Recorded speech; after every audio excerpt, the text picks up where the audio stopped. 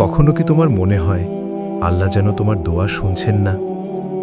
একটা পর একটা দোয়া করছো, কিন্তু উত্তর যেন আসেই না। কিন্তু সত্যিটা হলো, আল্লাহ কখনোই কোনো মুমিনের দোয়া ফেলে দেন না। আল্লাহ তার বান্দার দোয়ার জবাব তিনভাবে দেন। 1, তুমি যা চাও ঠিক সেটাই তিনি দিয়ে দেন। 2, তার চেয়েও ভালো কিছু তোমার জন্য রেখে দেন। 3, সেই দোয়ার পুরস্কার তিনি জান্নাতে জমা রাখেন। তাই ভেবো না তোমার দোয়া হারিয়ে যাচ্ছে। একটাও দোয়া বিফল হয় না যদি তাতে গুনাহ না থাকে।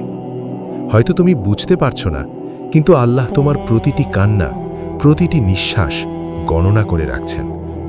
আল্লাহর সামনে কাঁদা দুর্বলতা নয়, এটাই এক মুমিনের সবচেয়ে বড় শক্তি। যে বান্দা ভয়ে, ভালোবাসায়, লজ্জায় কাঁদে, আল্লাহ সেই বান্দার খুব কাছে থাকেন। তাই হাল ছেড়ে দিবে না, দোয়া বন্ধ করবে না। আল্লাহকে আরো বেশি করে ডাকো।